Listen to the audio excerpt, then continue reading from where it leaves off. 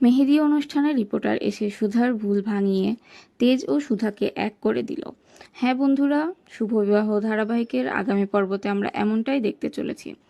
আজকে তেজকে ডিভোর্স দিতে না দিতেই নতুন করে সবটা শুরু করতে চায় সুধা।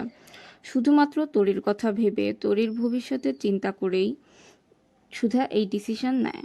তরির যাতে ভবিষ্যতে কোনো অসুবিধা না হয়, তরির দিকে কেউ আঙ্গুল তুলতে না পারে। এদিকে প্রীতমবাবু খুব ভালো করেই জানে যে সুধা আজও তেজকেই ভালোবাসে।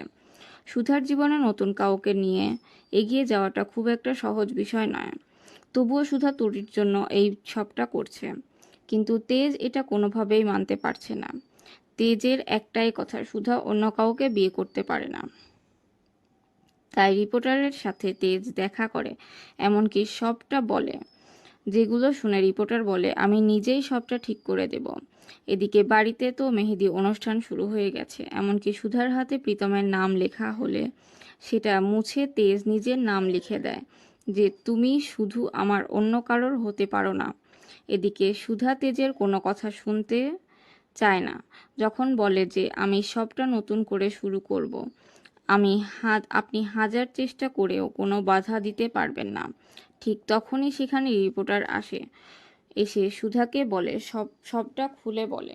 সবটা শোনার পর সুধার ভুল ভেঙে যায়। সুধা বুঝতে পারে যে তেজের কোনো দোষ নেই, তেজ সবটাই সত্যি বলেছে। তেজ অনেকটা পাল্টে গেছে। তেজকে ভুল বোঝার তার মোটেও ঠিক হয়নি। তো বন্ধুরা, সুধা যখন চোখের সামনে সবটা দেখবে, সত্যটা জানতে পারবে, তখন কি প্রীতমকে রেখে সুধা আবারও তেজকে বিয়ে করবে? আর সত্যিটা যদি এবার তেজ ও সুধা আবারও এক হয় এক হয়ে যায়, তাহলে সেটা দেখতে তোমাদের ঠিক কেমন লাগবে কমেন্ট করে জানাও। পরবর্তী আপডেট পেতে চ্যানেলটি সাবস্ক্রাইব